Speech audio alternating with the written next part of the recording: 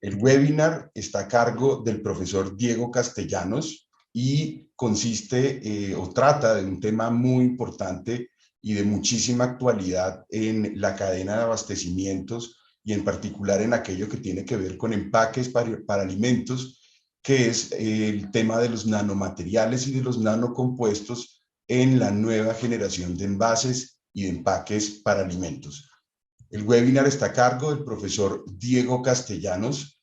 El profesor es profesor asistente del Instituto de Ciencia y Tecnología de Alimentos de aquí de la Universidad Nacional de Colombia y su área de desempeño es el de empaques y vida útil de alimentos. Las áreas de investigación del profesor Diego abarcan el diseño y el desarrollo de sistemas de envasado y conservación de alimentos mediante el uso de modelos matemáticos y experimentales para la simulación y la determinación y también para la predicción de la vida útil de los alimentos, un tema que toca directamente aspectos como seguridad alimentaria, nutrición, calidad de alimentos y la cadena de abastecimiento y las pérdidas en poscosecha y su disminución. El profesor Diego es ingeniero químico, magíster en ciencia y tecnología de alimentos, doctor en ingeniería de aquí de la Universidad Nacional de Colombia y postdoctor del Ministerio de Ciencia, Tecnología e Innovación. Tiene experiencia y ha trabajado en varias instituciones como Agrosavia, como el IATA CSIC en España, la Universidad Agraria de Colombia y la Universidad de La Salle, y ha sido el director de varios proyectos de investigación en estas áreas, de colaboraciones y proyectos de extensión que unen academia e industria, y es además autor de más de 28 publicaciones científicas. Los dejo entonces con el profesor Diego Castellanos. Carlos, muchas gracias. Buenos días para todos. Vamos entonces a comenzar con la presentación. Voy acá a compartirles mi pantalla. Se ve bien ahí, ¿cierto, Carlos? Así es, Diego. Vemos Muy bien. bien tu pantalla. Vamos a agrandarla un poco y vamos a empezar. Bueno. De antemano, pues muchas gracias. Esta presentación la hacemos, como ya mencionaba el profesor Carlos Fuenmayor, con motivo de dar una especie de lanzamiento de apertura al Congreso Shell Life International Meeting que se va a realizar a finales del mes de noviembre, con la participación pues, de varias entidades, el Grupo de Investigación en Empaques de Italia, la Universidad de La Salle y nosotros acá en la Universidad Nacional de Erika. Entonces, en este tema de los nanomateriales y nanocompuestos abordados hacia los nuevos tipos de envases y empaques para alimentos, ya para empezar aquí la presentación, es necesario primero hacer un panorama de cómo tenemos nuestro mundo de los empaques o el mercado actual de los envases y los empaques en la actualidad. Debemos recordar que en estos últimos años, por varias cosas que han ido ocurriendo en la modernidad de nuestro mundo, nos hemos sido abocados a que requerimos soluciones de alimentación más rápidas, con mayor exigencia en cuanto al tipo de alimento que se requiere, también que tengan un compromiso específico en cuanto a lo que ofrecen nutricional y funcionalmente.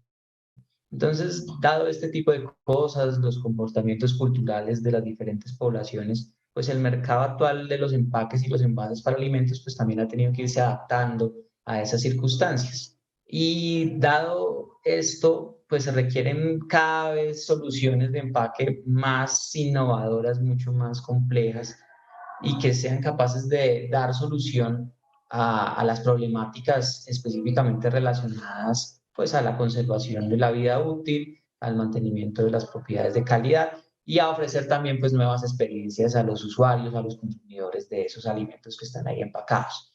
Entonces, si quisiéramos puntualizar exactamente qué se demanda hoy en día de los empaques, pues podríamos hacerlo comenzando con la preservación activa de los productos. Anteriormente los empaques eran pasivos, sencillamente servían para contener y proteger del exterior a ese alimento que estaba ahí contenido, pero hoy en día se espera mucho más, se espera que haya una protección activa, se espera que haya incluso una mejora en sus características, que se le confían nuevas propiedades a ese alimento de acuerdo pues a las exigencias de los consumidores. También se espera que los empaques o los materiales de los empaques sean cada vez sostenibles o más sostenibles ambientalmente. Y es ahí donde los materiales biodegradables, compostables o que sean de fácil reciclable, pues de fácil reciclaje, perdón, cada vez tienen mayor cabida y cada vez tienen mayor exigencia. Hoy en día ya hay incluso normativas, legislaciones en algunas regiones del mundo en donde ya se espera o se está yendo hacia ir cambiando los materiales de empaque hacia materiales biodegradables o compostables específicamente. También que no solamente esos materiales sean biodegradables o compostables, sino que realmente provengan de fuentes renovables, de fuentes naturales que puedan ser utilizadas sin sacrificar demasiado nuestro planeta, los ecosistemas, que tengan una menor huella de carbono, que tengan un menor uso de recursos y que tengan un menor uso de materias primas. Entonces eso también se está esperando en la actualidad. Y finalmente, pues ya desde el punto de vista de la funcionalidad, pues cada vez se requieren procesos o propuestas más complejas, más complicadas, más innovadoras, dado también de que ya una generación anterior de componentes aditivos, de conservantes, preservantes sintéticos o de origen químico, pues se han ido descartando debido pues a las nuevas apetencias de los consumidores, debido a que se quiere que los productos sean lo más naturales posibles, sin la intervención de componentes químicos extraños a ese alimento. Entonces, esas necesidades de conservación pues cada vez se le van pasando más hacia los empaques. Entonces se requieren soluciones mucho más complicadas, más complejas para sustituir esos aditivos que ya no se están aplicando en alimentos. Una de esas soluciones más complicadas está en el uso de materiales nanocompuestos.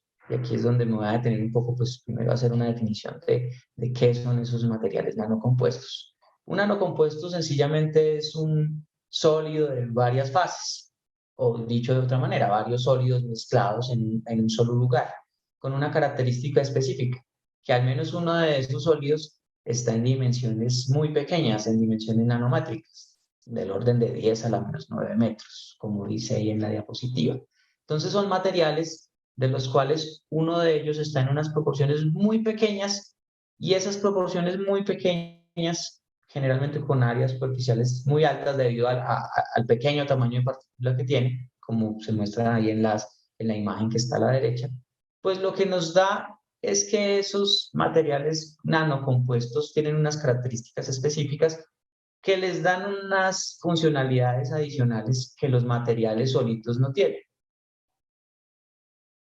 En el caso de los de los materiales poliméricos que se utilizan mucho en empaques para alimentos, esas sustancias o la inclusión de nanopartículas pueden modificar de forma sustancial muchas de las propiedades características de esos materiales. Y más aún, pues la idea es hacer la modificación de esas características de una forma que nos permita pues obtener configuraciones que sean más favorables para un determinado caso, hacer componentes o materiales más resistentes, más flexibles o más rígidos, dependiendo de lo que se requiera, que tengan una característica específica preservante, que ayuden al producto a retardar sus procesos de deterioro, al alimento. Es decir, todo eso se puede lograr incluyendo nanopartículas específicas en matrices poliméricas para desarrollar pues, nuevos nanomateriales. Entre esas nanopartículas que se utilizan mucho y algunas de las que aparecen pues, ahí en las fotografías de microscopía, están nanoarcillas, nanotubos de carbono, nanofibras, grafenos, nanopartículas metálicas, etcétera, y todas ellas pues las vamos a ir definiendo a lo largo de esta presentación, porque cada una de ellas pues tiene un uso muy particular y le confiere a ese material matriz unas características adicionales específicas. Cuando uno habla de hacer nanocompuestos, sobre todo con polímeros, pues lo que quiere primero es que haya una interacción lo mejor posible entre todos los participantes en ese componente final. Entonces, yo quiero que mi polímero matriz, la nanopartícula que yo le voy a meter, y si utilizo un solvente que me facilite pues, los procesos de mezclado, todos ellos se dispersen en la mejor proporción, o sea, se mezclen en la mejor proporción. Y en la foto aquí en la mitad, pues vemos hacia dónde va esos mezclados, esas proporciones. Yo lo que quiero es que las nanopartículas se dispersen de forma individual y homogéneamente a lo largo, pues, de toda esa matriz polimérica. Si eso no pasa, pues va a haber un impacto en sus propiedades que no es el que yo quiero. Entonces, si las nanopartículas quedan pues asociadas en clústeres o incluso si quedan agregadas y forman pues grumos en lugares específicos, lo que estaré haciendo pues es en lugar de darle unas características deseadas a ese material final, pues lo que estoy haciendo es debilitándolo de alguna manera. Entonces, a la hora de realizar nanocompuestos, una de las primeras cosas en las que hay que pensar es en la dispersión. La dispersión tiene que ser lo mejor posible para que pues, las propiedades del material final se vean impactadas de la mejor forma. En el caso ya específico del uso de nanomateriales en empaques, la idea es a incrementar sus prestaciones para obtener pues, empaques que sean mucho más satisfactorios en la conservación de los alimentos. Entonces, entre esas propiedades o esas prestaciones que yo puedo incrementar, está hacer materiales que sean más fuertes y más ligeros, es decir, que yo ya no necesite hacer un empaque de un grosor muy grande, sino pueda disminuir su grosor, manteniendo la rigidez o la resistencia a la tracción, dependiendo pues el caso que se requiera, hacer materiales menos permeables al vapor de agua o controlar la permeabilidad a ciertos gases que tienen que ver con el deterioro en alimentos, como por ejemplo el oxígeno. Entonces yo puedo regular esa transferencia de gases a través del empaque. También puedo regular la transferencia de otros líquidos de interés, como agua líquida o como lípidos, aceites, hacer la absorción o la desorción de ciertos compuestos específicos que yo deseo, o liberar controladamente dentro del empaque, o retirar también controladamente de dentro del empaque. Entonces, casos de ellos pueden ser ciertos componentes volátiles indeseados o componentes que puedan ser susceptibles de ser usados para el crecimiento de microorganismos, por ejemplo, pues el vapor de agua que puede llegar a condensarse y puede ser un foco de crecimiento microbiano. Todo eso lo puedo hacer a partir de la absorción o desorción de compuestos utilizando nanopartículas. Dar actividades antimicrobianas añadidas, ya vamos a ver un poco más de eso, cómo se puede lograr con el dióxido de titanio o la plata, mejor desempeño de esos materiales a altas temperaturas, por ejemplo, en los procesos iniciales de extrusión o los procesos de termoformado, los procesos de moldeado para ya hacer el material, si por ejemplo es una botella o si es por ejemplo una canastilla, todo eso también puedo agregar ciertas nanopartículas que me permiten obtener un mejor desempeño a esas temperaturas a las cuales yo realizo esos procesos. También constituir una barrera contra la luz ultravioleta que cataliza muchos procesos de deterioro también en alimentos. Entonces, todas esas características yo se las puedo añadir o las puedo potenciar en el material base agregando una nanopartícula específica. Y ya hablando de nanopartículas específicas, generalmente yo puedo dividirlas como pues algunas que son de tipo inorgánico o también de tipo orgánico, de tipo natural que yo puedo aprovechar. Y empezando con las primeras, muchas veces se utilizan metales puros u óxidos metálicos porque les confieren unas características muy específicas a esos materiales nanocompuestos. Entonces, por ejemplo, pues ahí se mencionan varios, la plata, el cobre, el óxido de cobre o el dióxido de titanio, el óxido de zinc, el paladio o el hierro. Cada uno de esos metales u óxidos metálicos que están ahí mencionados tiene una función muy específica y lo vamos a ver al final de esta presentación cuando pues, muestre muchos casos de aplicación que se han hecho muchos estudios diferentes para poder ver ejemplos específicos.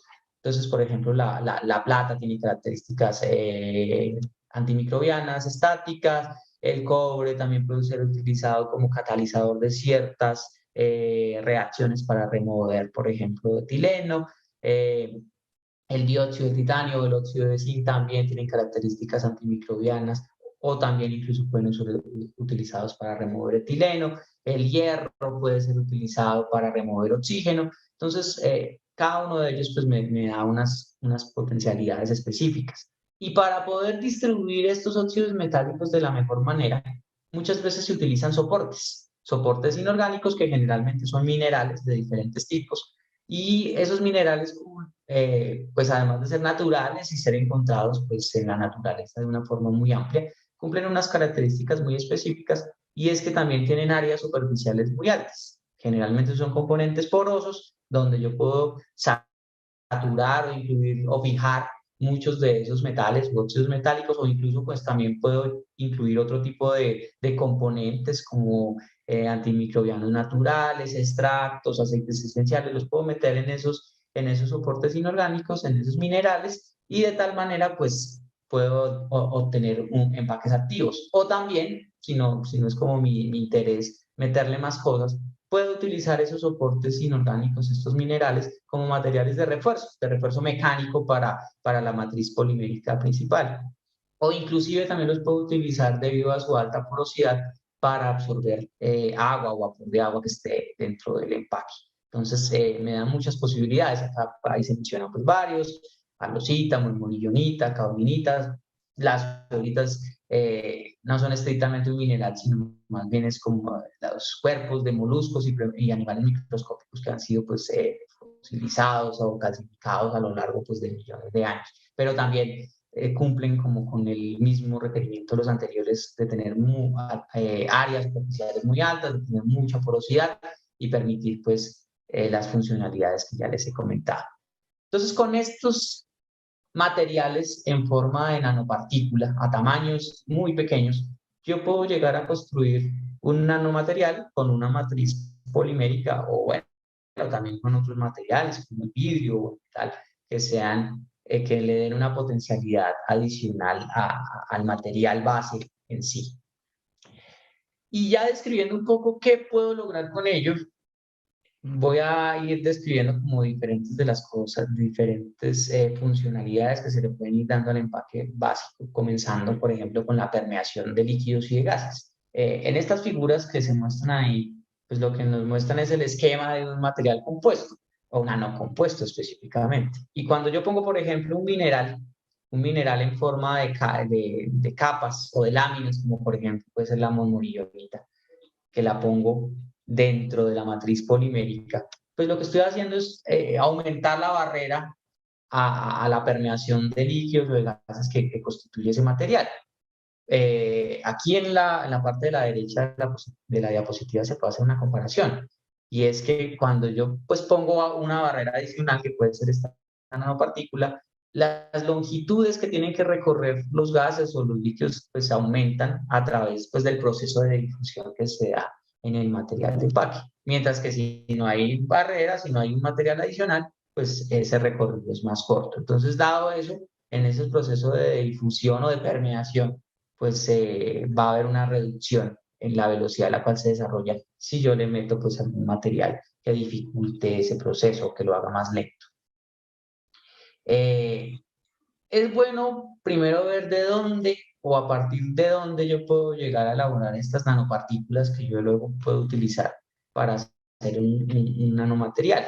Y hay dos aproximaciones principales. Es una aproximación macromolecular, es decir, yo comienzo con una materia prima grande y la voy destruyendo por diferentes procesos mecánicos o de erosión, utilizando molinos de diferentes tipos, utilizando pues procesos de raspado para obtener cada vez materiales de menor tamaño de partícula. Entonces hay procesos de molienda y tamizado sucesivos hasta obtener el tamaño que yo quiero.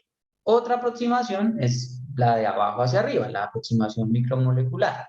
Entonces, en este caso, que es una aproximación más química, lo que yo hago es utilizar diferentes reacciones de síntesis para obtener, pues, primero átomos individuales y luego, pues, obtener ya clústeres de esos átomos hasta obtener, pues, el tamaño de nanopartícula deseada. Entonces, por ejemplo, en estas aproximaciones de abajo hacia arriba, están técnicas de deposición de aerosoles o precipitaciones químicas o el autoensamblaje de esos átomos hasta obtener esos clústeres. ¿Qué ejemplos tenemos? Entonces, a partir de esas posibilidades, yo puedo tener nanopartículas de aluminio, o de titanio puro, o de plata, o de óxido de zinc, o de óxido de titanio también, óxido de manganeso, nanoarcillas como las que les estaba contando en la diapositiva anterior, nanofibras específicas de materiales naturales como por ejemplo la celulosa, nanotubos de carbono. De una manera o de otra, la idea es pues alcanzar los tamaños de partícula específicos en ese orden nanométrico que me permitan pues mejorar las características de la matriz de empaque que yo deseo mejorar. Ahora bien, en cuanto ya a la elaboración de los nanocompuestos, ahí pues al igual que se elaboran pues los materiales de empaque, pues yo puedo, digamos, proceder a dos procesos. Un proceso más de laboratorio, que es el proceso de moldeo por solvente, o como le llaman en inglés de solvent casting. Y entonces ahí lo que hago pues, es mezclar diferentes componentes, la matriz o polimérica que yo quiero obtener, el material nanoparticulado y un solvente que me permita hacer esa mezcla mejor. Muchas veces necesito también aditivos adicionales como plastificantes o como agentes emulsificantes. Todo eso lo mezclo en un lugar, intentando obtener la mejor dispersión posible y al final pues lo que voy a tener es un material generalmente en forma de lámina, por esos procesos de solvent casting los hago específicamente para obtener láminas o capas. Otra posibilidad es hacer el mezclado en un reactor, en un tanque de mezclado en donde el polímero principal esté fundido.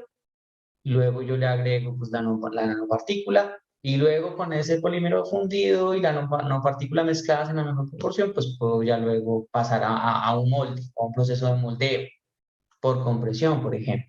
O puedo tener los dos materiales sólidos en tamaños de partículas similares y los puedo pues llevar a un proceso de extrusión, a una extrusora, donde pues puedo llegar a tener otra vez con el mejor mezclado posible pues un material nanoparticular. Entonces esas son como muchas de esas aproximaciones. ¿De qué depende a la final que yo tenga un buen nanomaterial? Que la dispersión sea lo mejor posible.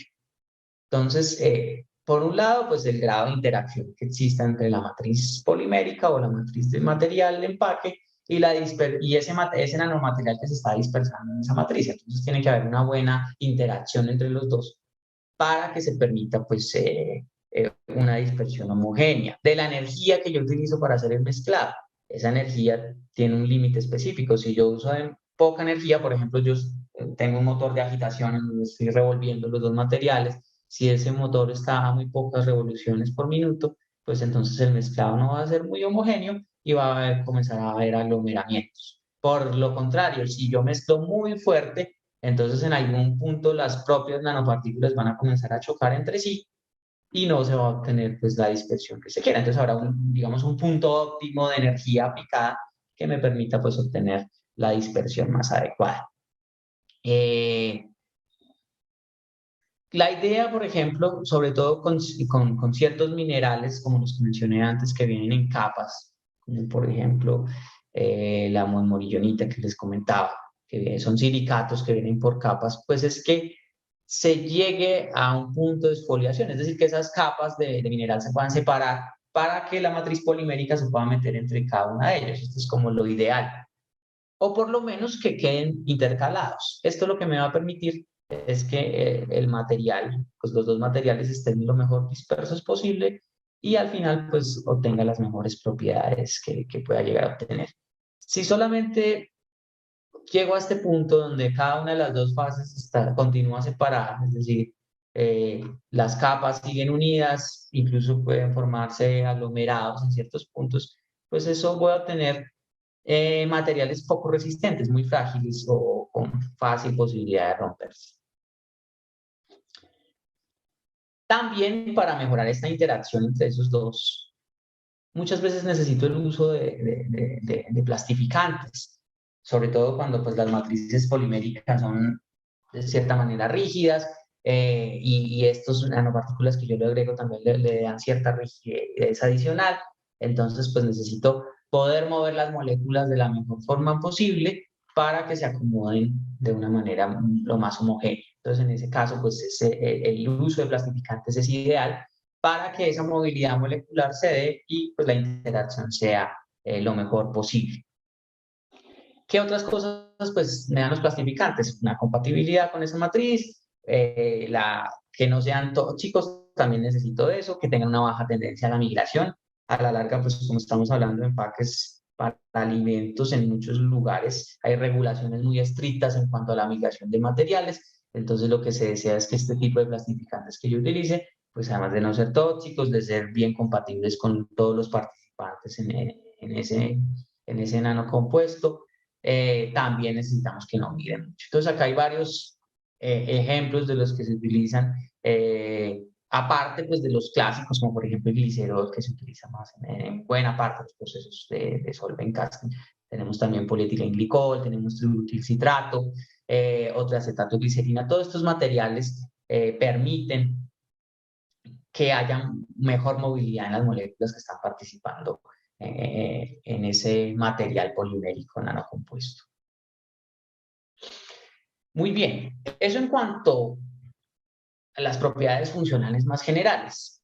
Ya hablando de las más específicas, es decir, cuando yo estoy hablando de hacer un empaque activo o un empaque inteligente, pues yo necesito que esos nanomateriales me confieran alguna característica muy específica.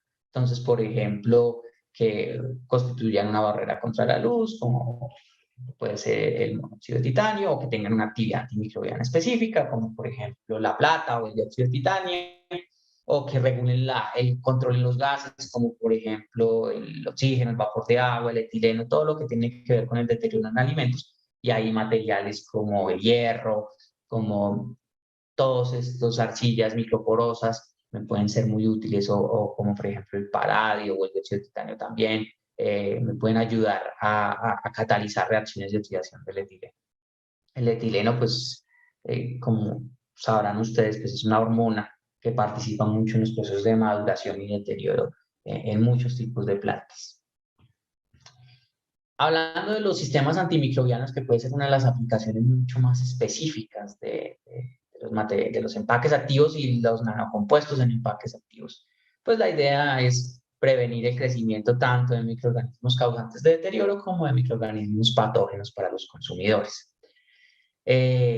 Yo puedo constituir o hacer nanocompuestos, por un lado, que su actividad antimicrobiana sea estática, es decir, que poner nanopartículas específicas que queden fijas sobre la superficie de ese empaque, o que tenga cierta movilidad, que por ejemplo vaya liberando algún componente específico que tenga una actividad antimicrobiana. Entonces tengo las dos posibilidades, hacer sin migración o con migración del agente activo hacia el producto. A la hora de establecer qué tipo de material debo utilizar y si lo quiero hacer más fijo, si lo quiero hacer con transferencia del componente activo, pues es bueno hacer unas consideraciones, que son las que aparecen ahí en la diapositiva.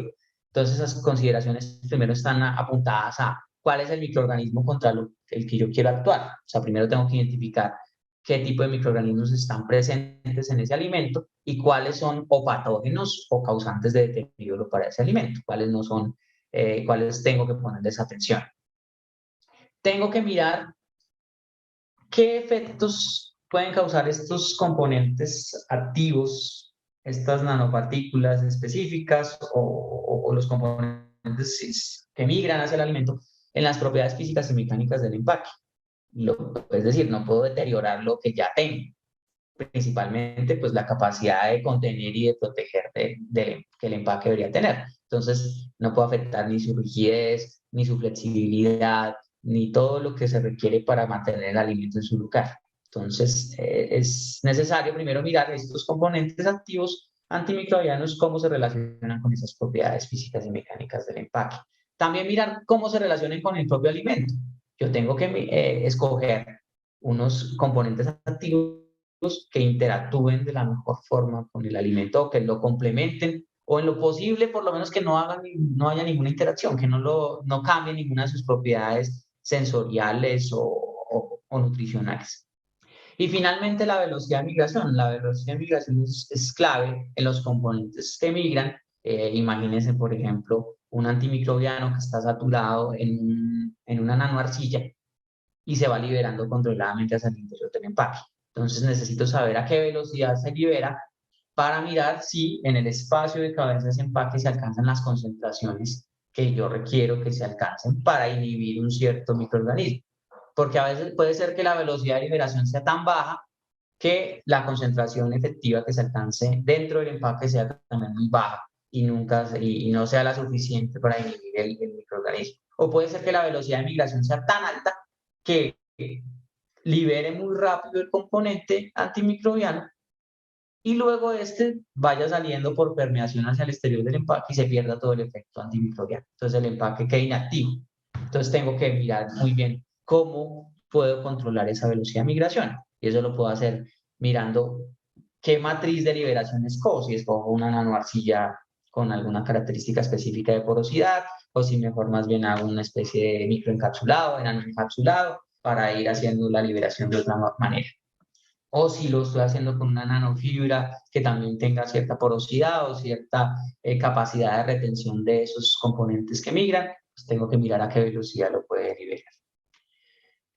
En cuanto a esos sistemas antimicrobianos que se utilizan mucho, no me detendré tanto acá porque pues, quiero pasar más a los ejemplos más adelante. Pues tengo hay de muchos tipos, anhidridos de ácidos, bacteriocinas específicas, como por ejemplo la anicina, compuestos metálicos de las que ya vimos anteriormente, como el dióxido de titanio, la plata o el óxido de zinc. Estos compuestos metálicos pues no se liberan o no migran hacia el alimento, no es la idea, sino que queden fijados en el material de empaque, ya sea en las paredes del empaque o de pronto en una etiqueta que yo coloque como elemento activo dentro del empaque. La idea es que estos componentes ejerzan su actividad antimicrobiana de forma estática y vayan degradando los microorganismos que se van acercando a su superficie. Mientras que en otro caso, en el caso de los ácidos, en el caso, por ejemplo, de compuestos activos de aceites esenciales, pues yo los puedo ir liberando controladamente a partir de una matriz en escala nano. Acá algunos ejemplos ya de mecanismos de actuación de ese tipo de sistemas antimicrobianos. Entonces, por ejemplo, en este trabajo probaron con diferentes iones metálicos cuál era el efecto en bacterias específicas. Y lo que se dieron cuenta es que estos iones metálicos pues son generalmente cuando son especies muy reactivas al oxígeno, tienen la capacidad de afectar de una forma muy significativa la cadena transportadora de electrones en la membrana celular de esas bacterias. Y una vez que, digamos, afectan esa cadena transportadora de electrones, pues lo que están haciendo es quitar o disminuir esa selectividad que tienen esas membranas celulares. Entonces eso va a terminar resultando en la pérdida de nutrientes o en la pérdida de agua contenida dentro de la célula bacteriana y de esa manera pues habrá ya su destrucción. Entonces esos nanometales pues se pueden, digamos, preparar como nanocubos o bueno, otro tipo de formas geométricas específicas las cuales pues se van fijando o en la superficie del empaque, como les decía, o en un elemento activo específico. Y a medida que las bacterias pues, se van acercando a esa superficie, pues va a ocurrirles lo que ya les he mencionado. Otro caso interesante son los removedores de oxígeno. El oxígeno pues cataliza muchas reacciones de deterioro en alimentos y por eso su control es muy necesario en muchos casos. En ciertos alimentos que tienen susceptibilidad, por ejemplo, a reacciones de pardeamiento enzimático o en productos cárnicos en fresco, pues la idea es mantener el oxígeno al mínimo posible, mientras que, por ejemplo, en el caso de vegetales en fresco, pues es regularlo a unos niveles específicos para cada material. Entonces, dependiendo de qué nivel de oxígeno yo necesito en el interior del empaque, pues puedo comenzar a pensar en qué tipo de material me puede ayudar a su control.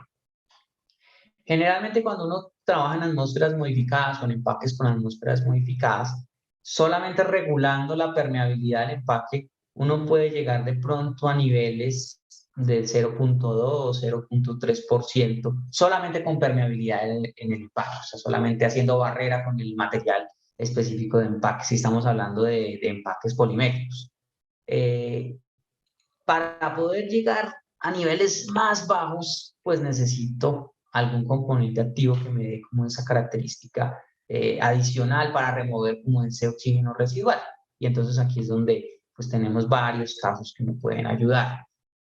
Entre esos casos, pues el principal de los polvos metálicos que se pueden utilizar es el hierro. El hierro ya se ha venido usando y lo ideal es prepararlo de la manera más adecuada, en forma nanoparticular, para que su reactividad con el oxígeno sea lo más alta posible y para que me pueda remover el oxígeno de la forma también más fuerte o más amplia posible. La idea es que el hierro, al reaccionar con el oxígeno en presencia de humedad típica que tiene un alimento, pues forma en varias reacciones hidróxido de hierro y va eliminando el oxígeno que está en el espacio de cabeza.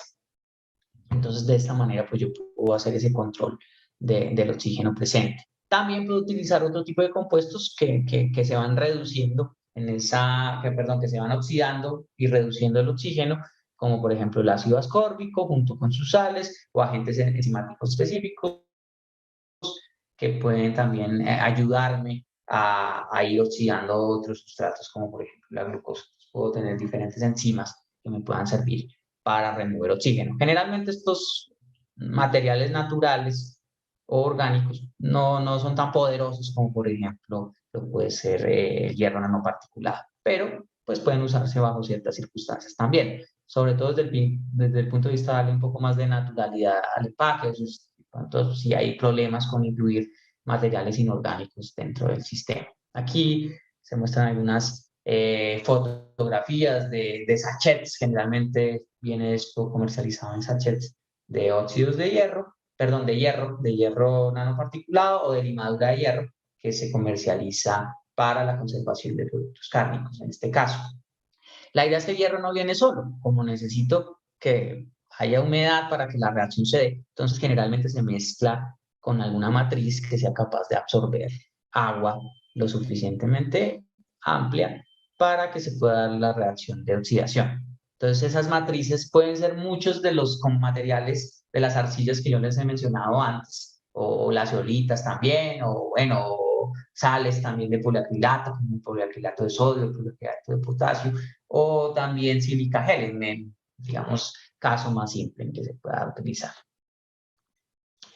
Y esos mismos materiales que absorben humedad para ayudarme a que el hierro pues, pueda retirar oxígeno, per se también me ayudan a retirar la humedad excedente en el sistema de empaque. Entonces yo los puedo fijar directamente sobre las paredes del empaque, haciendo el nanocompuesto en las paredes del empaque, o los puedo incluir con un elemento activo independiente. Generalmente se comercializan esos elementos activos en forma de sachets o en forma de almohadillas o de láminas. Entonces, por ejemplo, aquí en este caso, también para productos cárnicos tenemos láminas absorbentes que ustedes muy seguramente ya habrán visto muchas veces en los supermercados, en donde en lechos que generalmente son de algodón, yo puedo tener matrices absorbentes de forma nanoparticulada o microparticulada para ir retirando el exceso de agua del sistema de empaque. Entonces, como les decía, ejemplos de esos materiales que son capaces de retirar agua de una forma muy amplia. Está las sales de poliacrilato, están las arcillas microporosas, anonoporosas que ya mencioné anteriormente. Incluso también tenemos entre los materiales naturales carboximetilcelulosa, también en forma micro, nanoparticulada, amidas modificadas, diferentes copolímeros de almidón que le permiten mejorar su capacidad de retención de agua, y ya otros que no se utilizan tanto en empaques, pero también pueden servir eventualmente zeolitas o tamices moleculares. La idea de todos estos materiales es que son muy higroscópicos, tienen mucha afinidad por la humedad, por el agua, y pueden llegar a tener capacidades de absorción de agua hasta 500 veces su peso seco en agua líquida. Y si yo quiero tener un sistema de migración indirecta, como por ejemplo, pues lo que les decía, que el agua se evapora, pero yo no quiero que se condense en el sistema de empaque, entonces utilizo materiales, algunos de estos, que tienen altas capacidades de absorción de vapor de agua, que puede ser entre 1 y 1,5 veces su peso en vapor de agua específicamente. Aquí algunos ejemplos, como por ejemplo este de Cryovac, en donde hacen esta capa, esta lámina activa. Tiene dos capas, una capa de polietileno perforada y una capa impermeable en la parte de abajo, y en la mitad de los dos pues hay una pulpa o un lecho específico donde está pues mi material activo, cualquiera de los anteriores que ya les he mencionado. Eso en cuanto a material, a empaques activos. Pero en empaques inteligentes yo también puedo hacer uso de las nanopartículas y hacer uso de los nanocompuestos, de la nanotecnología en general.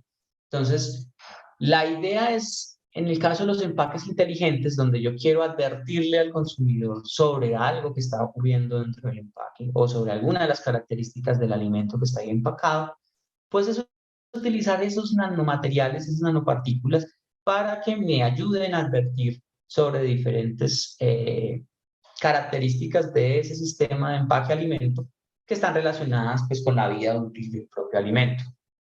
Entonces, por ejemplo, puedo tener componentes, nanopartículas que reaccionen con componentes específicos del espacio de cabeza, componentes que sean liberados en el alimento en los procesos de deterioro, entonces como por ejemplo aminas o alcoholes. Puedo también tener sensores integrados en las paredes del empaque que me indiquen o que reaccionen con algún componente, un metabolito procedente de reacciones microbianas.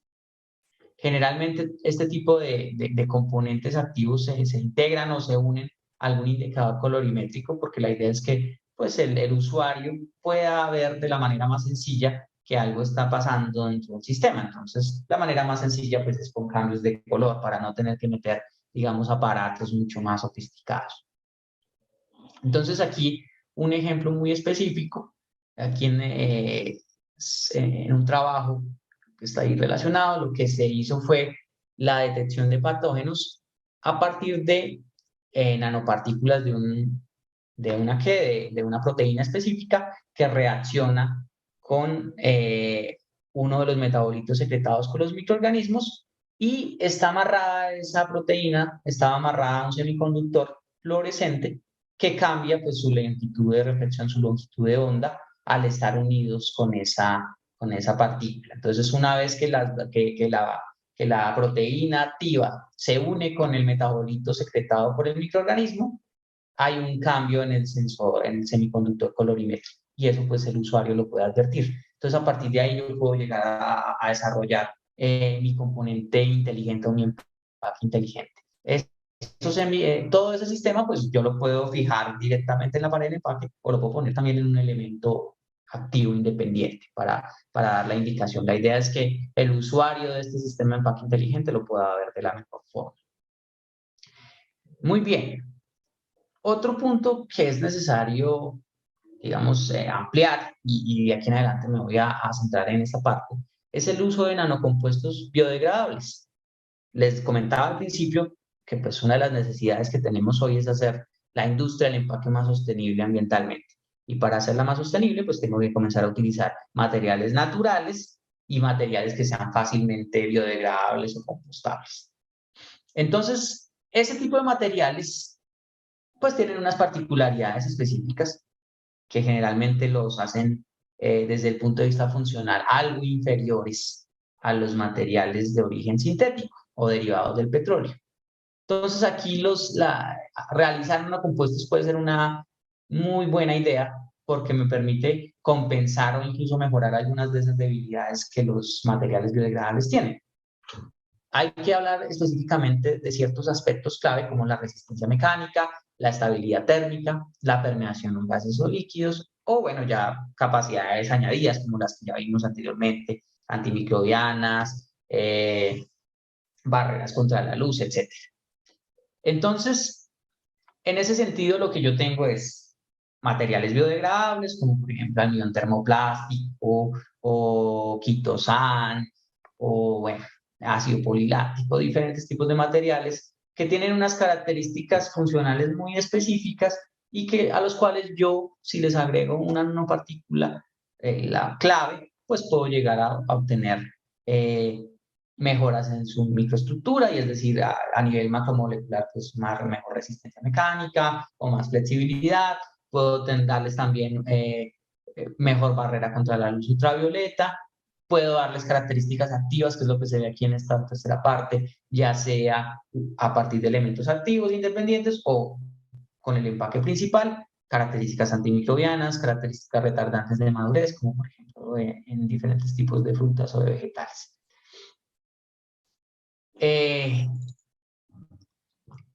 También puedo utilizar este tipo de nanocompuestos, no solamente para hacer empaques principales, sino para hacer también pues, ayudas de empaques, como por ejemplo pueden ser los recubrimientos comestibles.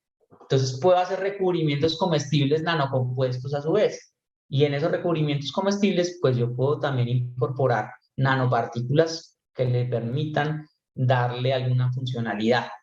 Entonces aquí, por ejemplo, en este caso, haciendo un recubrimiento de quitosán, de alginato y de almidón, incorporando alguna partícula o alguna nanopartícula con una funcionalidad específica, como por ejemplo puede ser la celulosa o el propio quitosán de forma nanoparticulada para darle características antimicrobianas. O puedo incorporar alguno de los metales o de los óxidos metálicos que había referenciado anteriormente para darle también características antioxidantes, o sea, para la remoción del etileno. O puedo incorporar alguna nanopartícula que pueda reaccionar y y dar como resultado un cambio de color para dar una indicación de cambios en el pH, por ejemplo, o de procesos de deterioro internos en el alimento.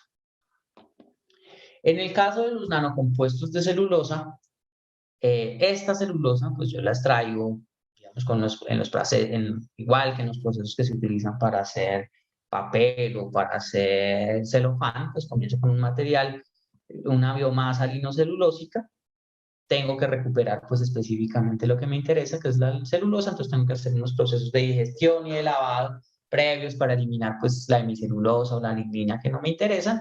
Y una vez que yo tengo pues esa celulosa lista, que generalmente está en fibras, pues esas fibras de celulosa pues son las que yo voy a tratar para reducir su tamaño de partícula de tal manera que pues la tenga a nivel nano, ya sean como nanofibras o sea como nanocristales. Y esa preparación de esas nanopartículas, pues puede depender de qué es lo que yo quiero. Si quiero tener nanocristales, entonces utilizando pues métodos químicos, pues lo que hago es separar la región cristalina de esas fibras de la región amorfa.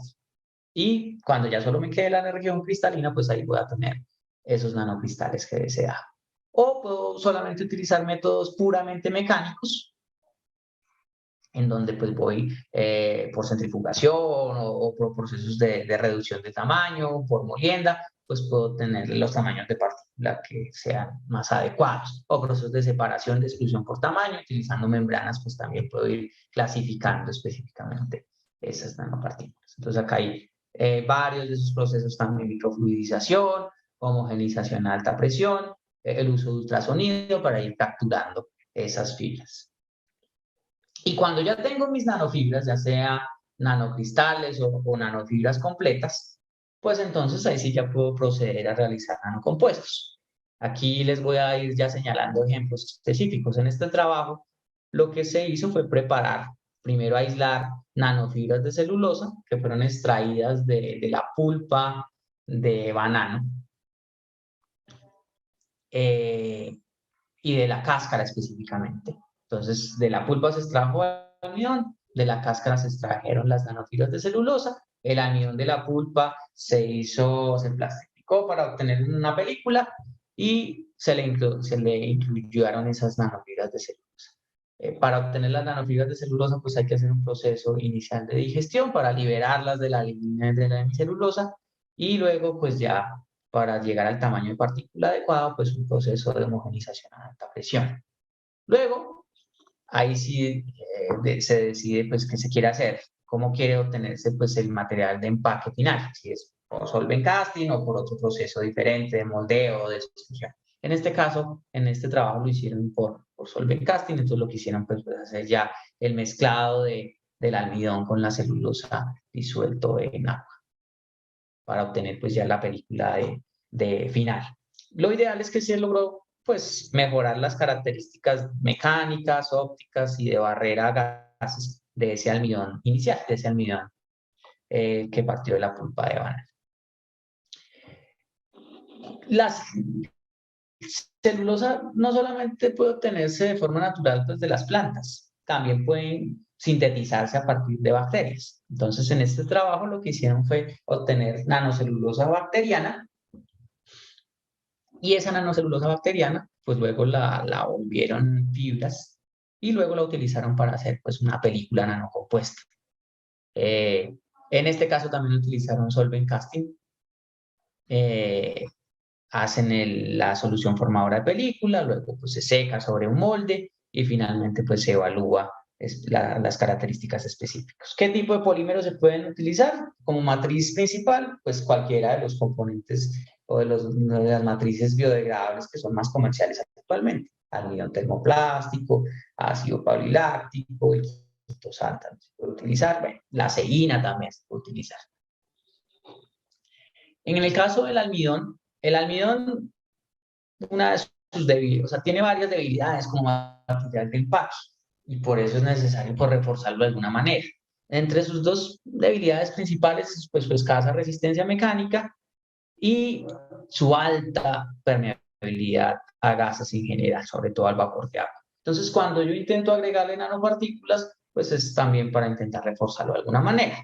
Asimismo, pues yo puedo agregarle, como se hizo en este trabajo, nanopartículas específicamente diseñadas para conferirle características antimicrobianas. Entonces, aquí en este artículo, en este trabajo de investigación, lo que se hizo fue justamente eso, no reforzar ninguna de sus características mecánicas, sino agregarle nanopartículas de plata sintetizadas in situ, es decir, dentro de la propia matriz de almidón, se hizo la síntesis de esas nanopartículas de plata, partiendo pues de un óxido de plata, para al final, pues conferirle esas características antimicrobianas. Entonces, a la final se obtuvieron películas nanocompuestos, también se hizo un proceso de solvent casting, en este caso se utilizó agua como solvente y glicerol como material plastificante. Y esas películas pues tienen unas características antimicrobianas añadidas, antimicrobianas estáticas. En el caso del ácido poliláctico, que pues es de los materiales biodegradables, es como uno de los más promisorios para realizar empaques y se está utilizando ya muchos, casi de los que ya ha llegado pues a un nivel de comercialización más alto. Entonces, también se puede reforzar muchas de sus debilidades mecánicas, ópticas y sobre todo debilidades en cuanto a sus propiedades de barrera. Entonces, aquí lo que se hizo fue un reforzamiento mecánico con nanocristales de celulosa, más un plastificante que se incluyó. Entonces, esas nanocristales de celulosa se obtuvieron de una planta marina del Mediterráneo.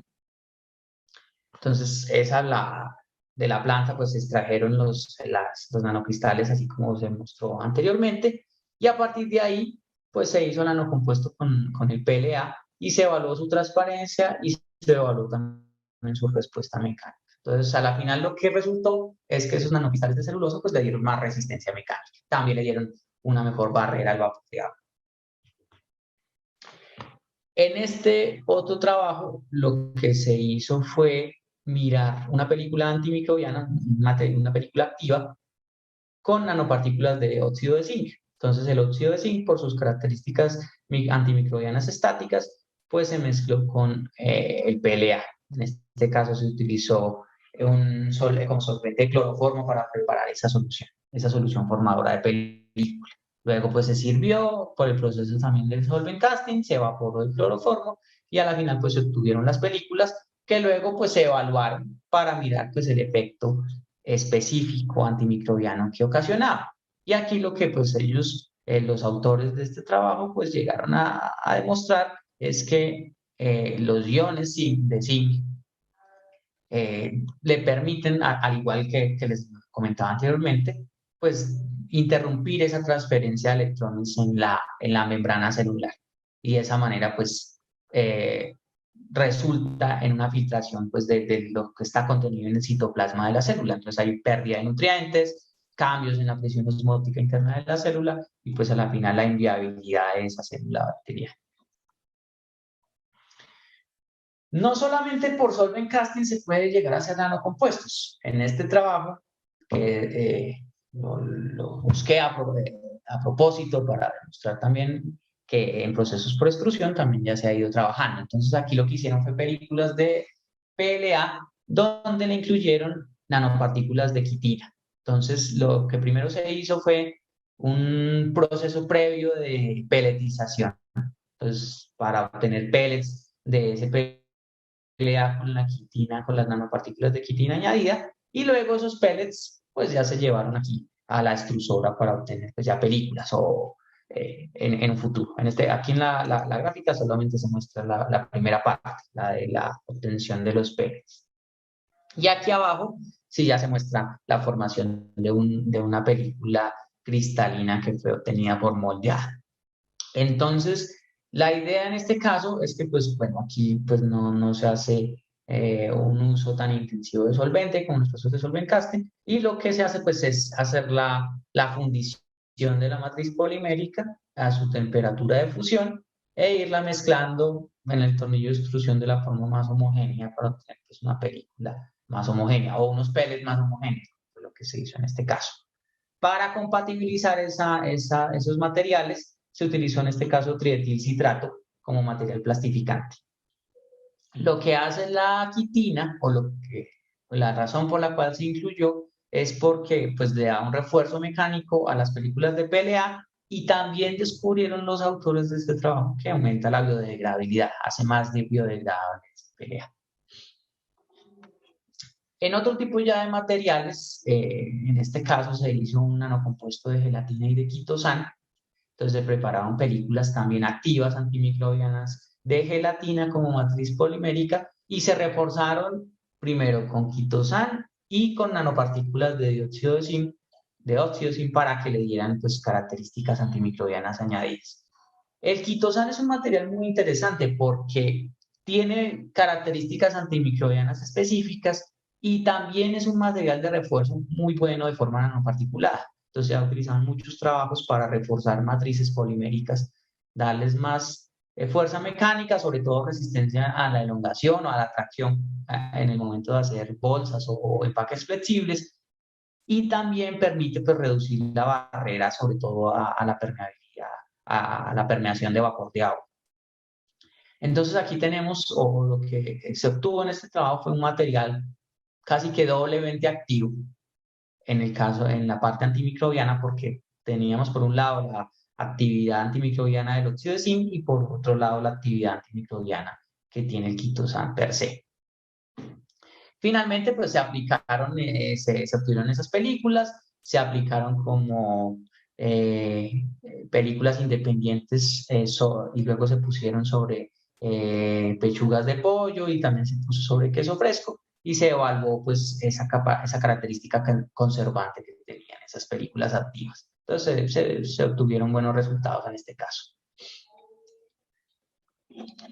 Finalmente, y ya como para ir terminando pues todo este recorrido que he hecho, un trabajo de los que pues, hemos hecho acá en el laboratorio de empaques y acá en el ICTA, se hizo un sistema de empaque activo para aguacate Hass. Entonces, a partir de la caja de cartón común y corriente que se utiliza pues, para la comercialización de aguacate, pues lo que se decidió o lo que se buscó es volver esa caja activa. Y para ello se le adicionaron o se le incorporaron a la caja normalita de aguacate láminas activas de PLA nanocompuestas con dióxido de titanio.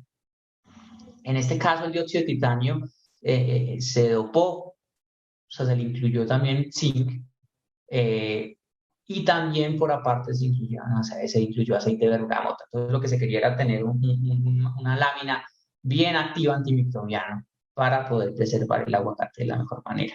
En cuanto a las nanopartículas de dióxido de titanio dopadas, pues estas se prepararon a partir de isopropóxido de titanio, nitrato de zinc, ácido nítrico y glicina, para obtener pues ese porcentaje de dopaje que fue del 10%, cambiando el zinc por el titanio. Entonces, como tanto el dióxido de titanio como el dióxido de zinc, como ya lo vimos previamente, pues tienen esa actividad antimicrobiana.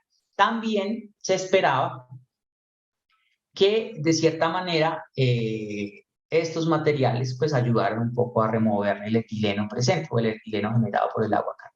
Entonces, de esa manera, no solamente siendo antimicrobiano, sino también siendo un retardante de madurez.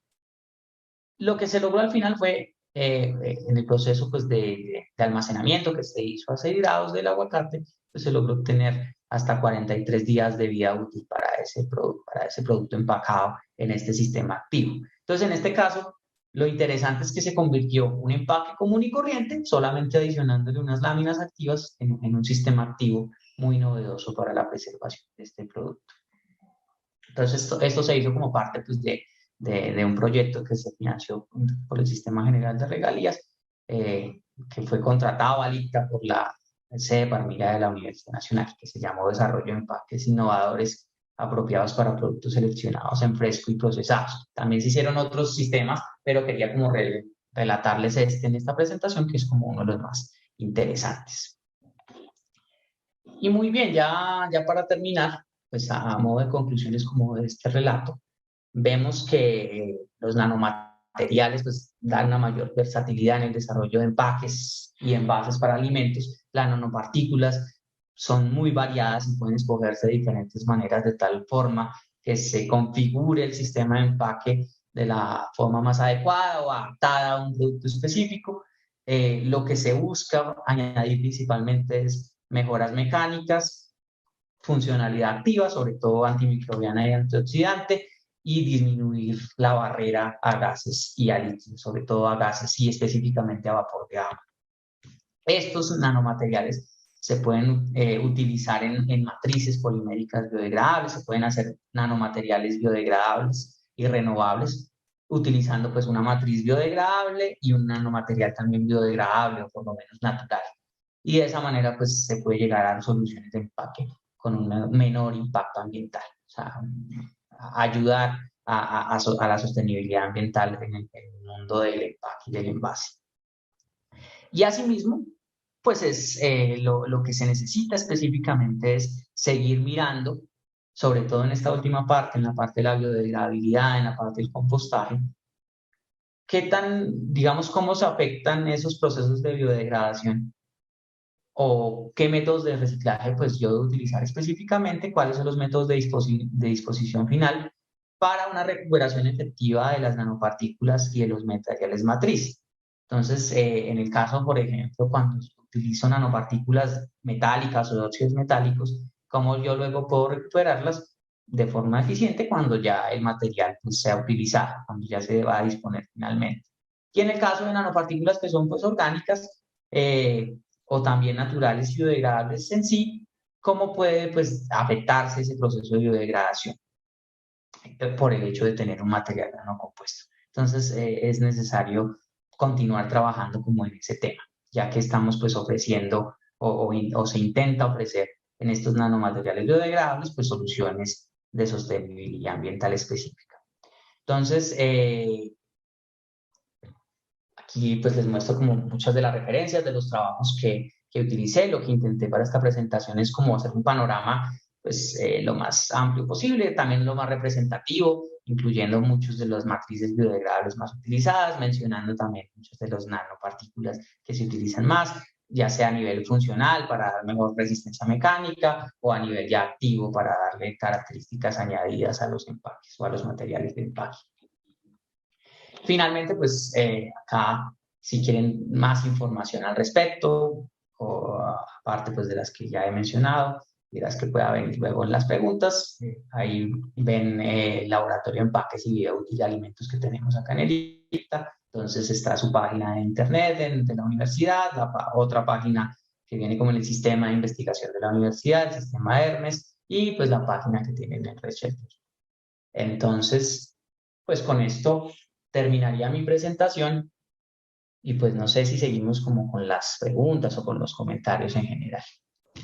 Muchas gracias, profesor Diego. Realmente muy interesante todo lo que nos muestra sobre esta nueva generación de materiales, ¿no? Esto en este momento pues hace parte como de el mundo de la investigación en empaques, en conservación de alimentos, pero no hay duda de que es el futuro y en muchos casos, de hecho ya también el presente. Es importante que la industria, creo yo, nacional entre como a competir, ¿no? En la diferenciación de sus productos a través de la aplicación de estas tecnologías, también teniendo en cuenta que existen estos laboratorios como el laboratorio de empaques y grupos de investigación como el profesor lidera, en el cual pues precisamente se hacen estos desarrollos, se tiene el conocimiento y se está, yo pienso que listos para dar el paso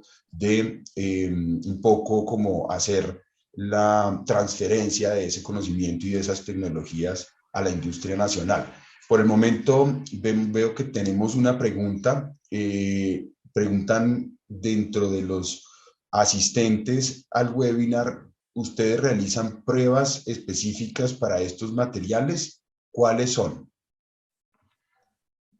Bueno, ahí habría que ver cómo, en cuanto a que las pruebas, hay pruebas de caracterización de los materiales que tienen que hacerse, sobre todo en cuanto a su caracterización morfológica, su tamaño de partículas, su conformación estructural, que generalmente son pruebas de microscopía que tienen que hacerse para mirar pues, ese tipo de conformación de esa nanopartícula. Hay otras pruebas que pues, es necesario hacer de interacción ya entre la nanopartícula y la matriz principal de empaque, qué tan compatibles son, si es necesario de pronto adicionar algún material compatibilizante, pero ya son más como en cuanto a la funcionalidad en el proceso pues ya de la construcción del nanomaterial.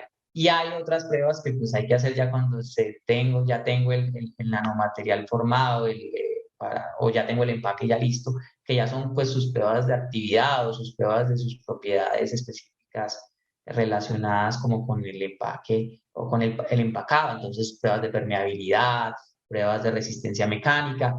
Algunas de esas las hacemos pues acá en el laboratorio de empaques, otras no se hacen específicamente acá, como por ejemplo pues toda la caracterización de las partículas, pero pues se hacen en la universidad en otras dependencias, donde hay pues todos los equipos de microscopía o todos los equipos de calorimetría específico para mirar pues esas características térmicas que también tengan.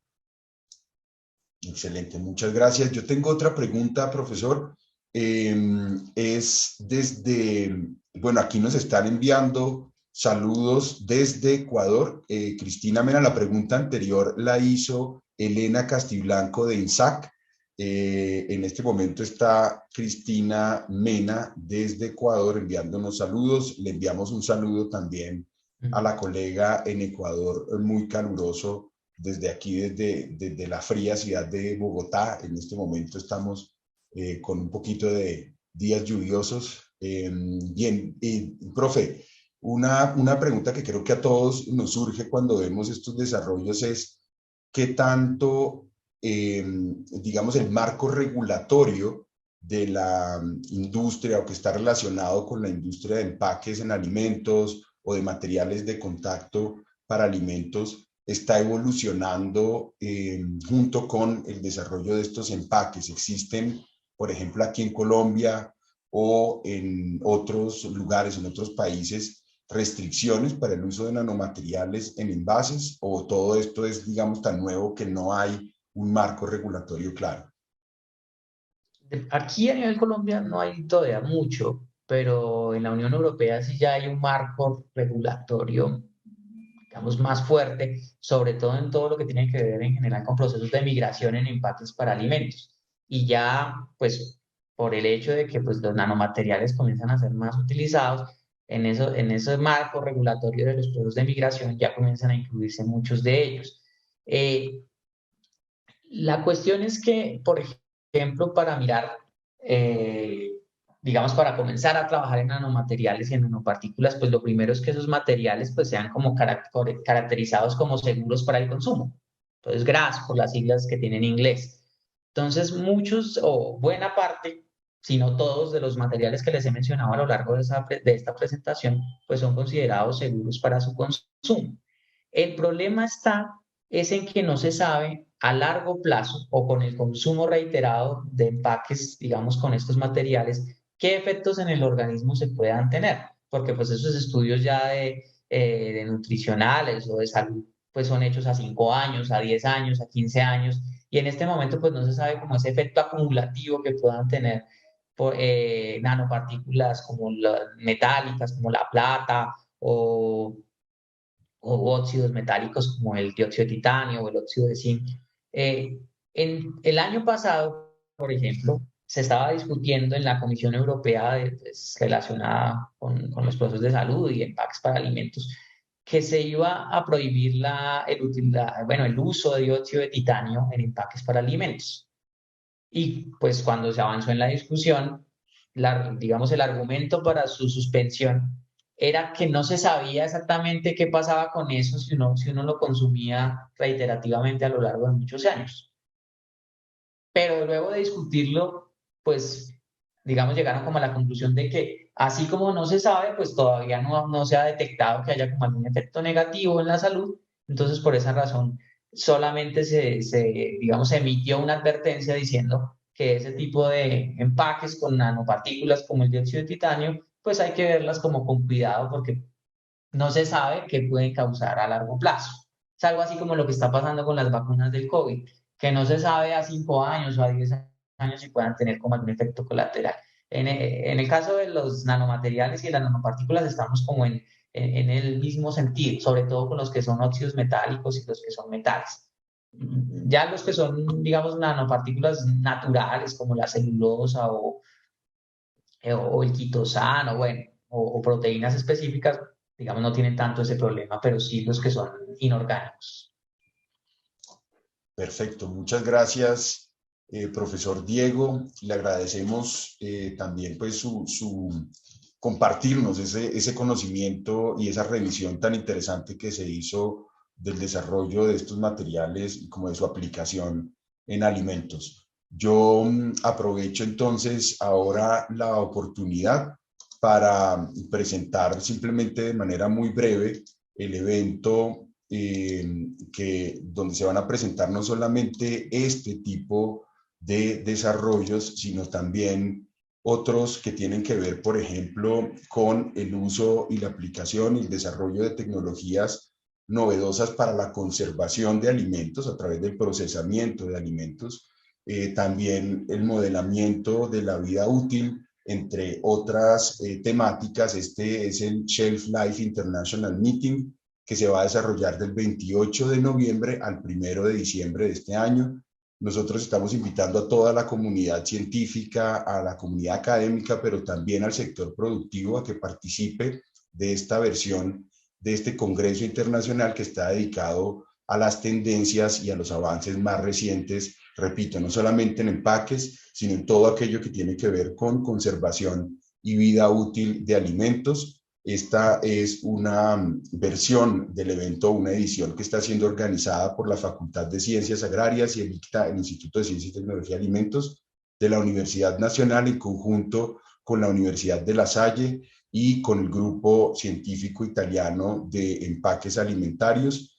El plazo para envío de resúmenes para quienes deseen compartir sus conocimientos y sus resultados de investigación o sus desarrollos significativos en estos ejes temáticos es el día 30 de junio del 2022. Estamos esperando tener unos aproximadamente 150 ponentes, de los cuales al menos 30% van a ser ponentes que vienen de otros países de Latinoamérica y otros países también de otros continentes. El lugar es aquí en Bogotá. Vamos a desarrollarlo en un auditorio de la sede Chapinero de la Universidad de La Salle, que es uno de los colegas organizadores del evento.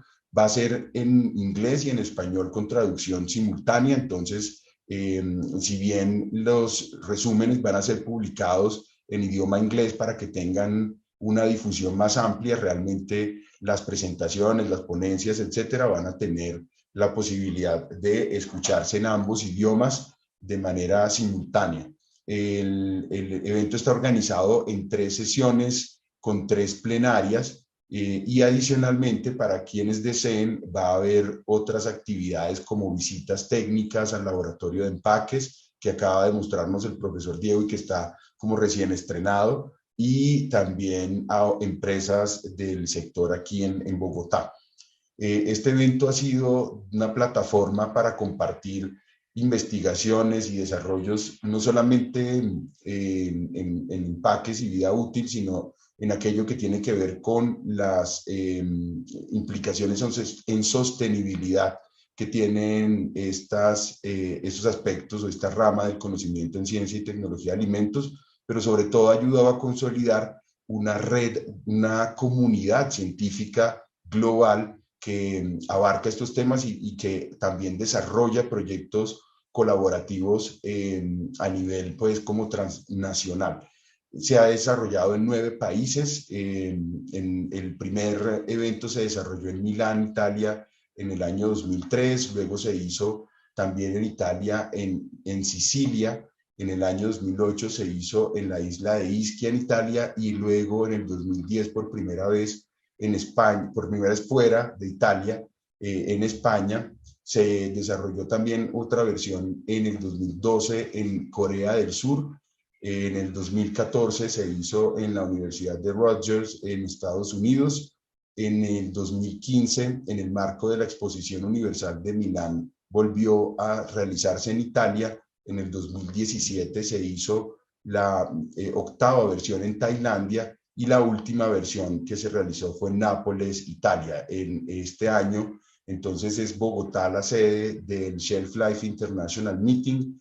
Tenemos conferencistas plenarios importantes, personas que son expertas tanto en empaques como en conservación de alimentos y vida útil. Aquí están algunos de los conferencistas plenarios. Está la profesora Ana López de Di Castillo de la Universidad de Santiago de Chile, la profesora Eva Almenar de la Universidad de Michigan, el profesor Fabio Licciardello de la Universidad de Módena y el profesor Luciano Piergiovanni de la Universidad de Milán en Italia. Estarán acompañándonos y presentándonos sus visiones y sus desarrollos en el área de empaques y vida útil de alimentos. Como les comentaba, el lugar de encuentro va a ser en Chapinero, en la sede de la Universidad de La Salle. En Chapinero, pues, es una localidad central en Bogotá, bastante bien servida de restaurantes, una vida, digamos, bastante también movida en cuanto a oferta de hoteles, gastronómica, y es un buen lugar de encuentro aquí dentro de la ciudad. Vamos a tener, pues, auditorios con capacidad suficiente, pero adicionalmente un área para la exposición de pósters y la realización de una feria como comercial también, en la que el sector productivo o las empresas o las organizaciones académicas puedan presentar a los asistentes su oferta, tanto de conocimiento como de tecnología en esta área relacionada con empaques y vida útil.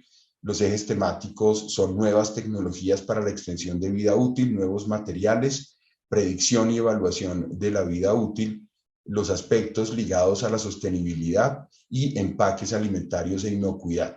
El enfoque central es la evaluación, predicción y extensión de la vida útil de alimentos mediante tecnologías nuevas, seguras y ambientalmente sostenibles. Y nosotros esperamos con esto aquí en Colombia consolidar una red científica en estas temáticas, pero además, y muy importante para nosotros, acercar a la academia con el sector productivo.